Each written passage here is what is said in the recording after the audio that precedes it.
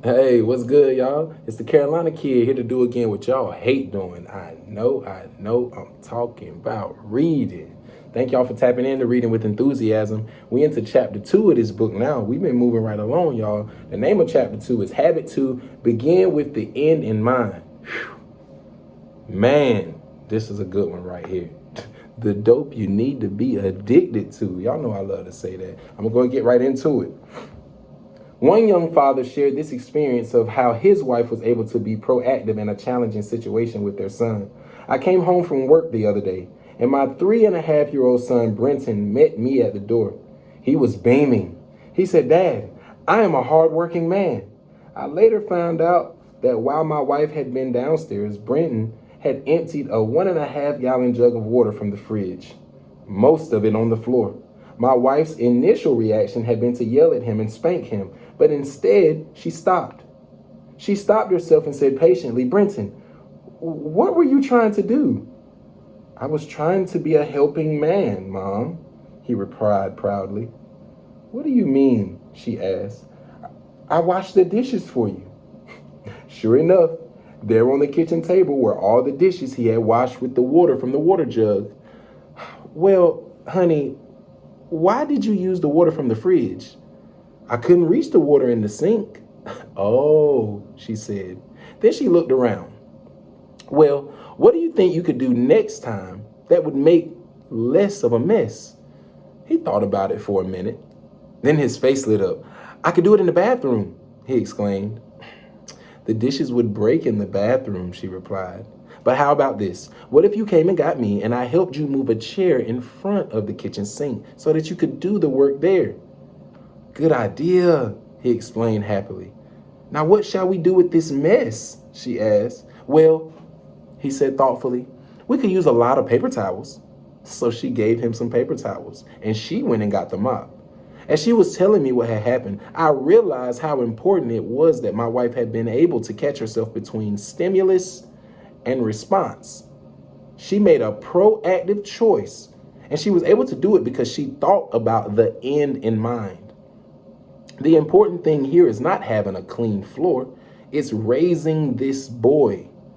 It took her about 10 minutes to clean up the mess. If she had been reactive, it also would have taken her about 10 minutes. But the difference would have been that Brenton would have met me at the door and said, "Daddy, I am a bad boy."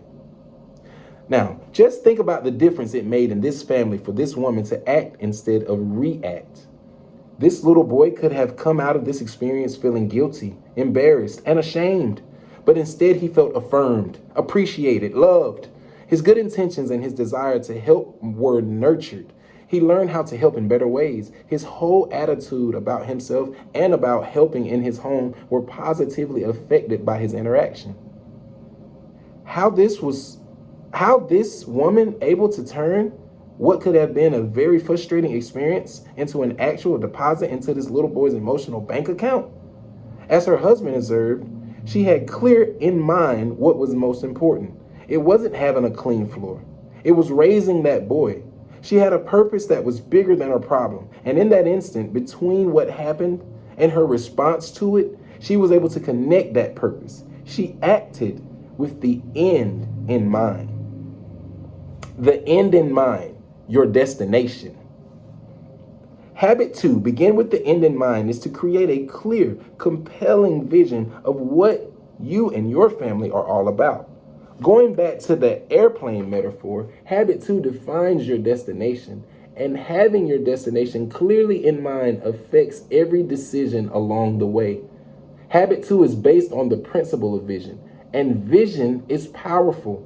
It's the principle that enables prisoners of war to survive. Research shows it's what gives successful children the drive to succeed. It's a moving power behind successful individuals and organization in every walk of life. Vision is greater than baggage, greater than the negative baggage of the past and even the accumulated baggage of the present.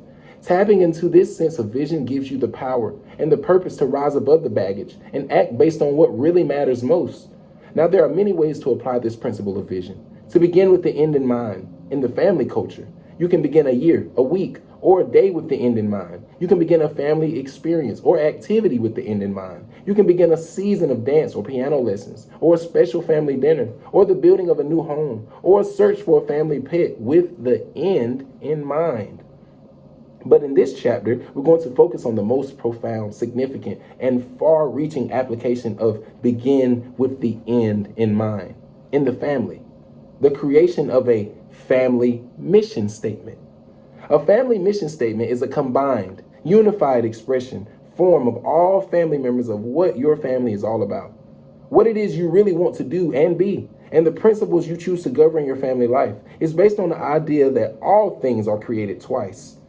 First comes the idea, or the mental creation, then comes the reality, or the physical creation.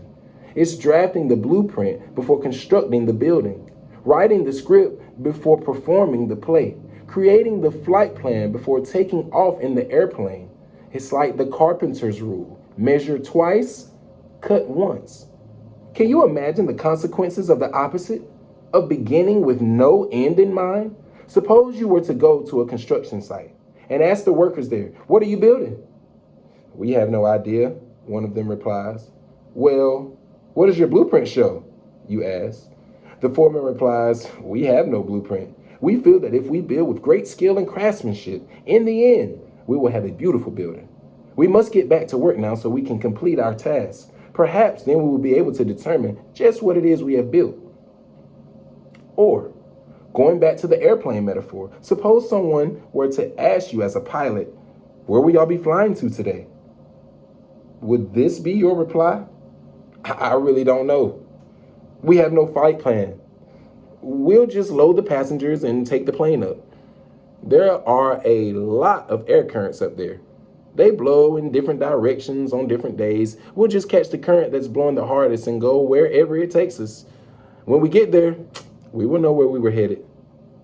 In my profession, if I'm working with a particular organization or client, particularly with the top executive cabinet, I often ask all the members to write a one-sentence answer to this question. What is the essential mission or purpose of this organization? And what is its main strategy in accomplishing that purpose? I then have them read these papers out loud to the others, and they are usually shocked at the differences. They cannot believe that everyone sees it so differently, particularly on an issue of such governing importance. And this sometimes happens even when the company mission statement is on the wall in that very room. You might consider trying the same thing in your family.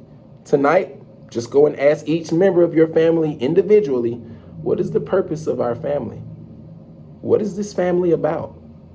Ask your spouse, what is the purpose of our marriage? What is its essential reason for being? What are its high priority goals? You may be surprised by the answers you receive. The point is that it's vital to have the entire culture aligned, to head toward a mutually agreed upon destination. It's critical to have everyone in the cockpit knowing that all are heading to the same place, rather than having the pilot thinking they're going to New York and the flight engineer thinking they're going to Chicago. As it says in Proverbs, without vision, the people perish. The opposite of habit 2 in the family is to have no mental creation, no envisioning of the future, to just let life happen, to be swept along with the flow of society's values and trends without having any sense of vision or purpose. It's simply living out the scripts that have been given to you. In fact, it's really not living at all. It's being lived. Because all things are created twice, if you don't take charge of the first creation, someone or something else will. Wow, I'm gonna read that one again. Because all things are created twice, if you don't take charge of the first creation, the mental creation, someone or something else will. Creating a family mission statement is taking charge of the first creation. It's deciding what kind of family you really want to be and identifying the principles that will help you get there. And that decision will give context to every other decision you make. It will become your destination. It will act like a huge, powerful magnet that draws you toward it and helps you stay on track. Man, I told y'all that's the dope you want to get addicted to right there. And I'm gonna get right into the recap. Begin with the end in mind. That is so vital. We must understand where we are headed before we even start. Like, we need to already have our goals, our destination, written down, talked about before we even begin the journey. That's important, because knowing and understanding your goals, it also helps you stay the course. Even those times when you find yourself a little off track, a little sidetracked, a little distracted by things of life, things that's going on, the fact that you know where you're headed, it'll always realign you back in the right direction of where you're supposed to be headed. Now, that's of course if you let it happen. Don't be going against the grain. Don't buck up against the positive, productive journey that you're supposed to be on. I mean, because y'all remember in the Bible what happened to Jonah when he bucked up against his journey.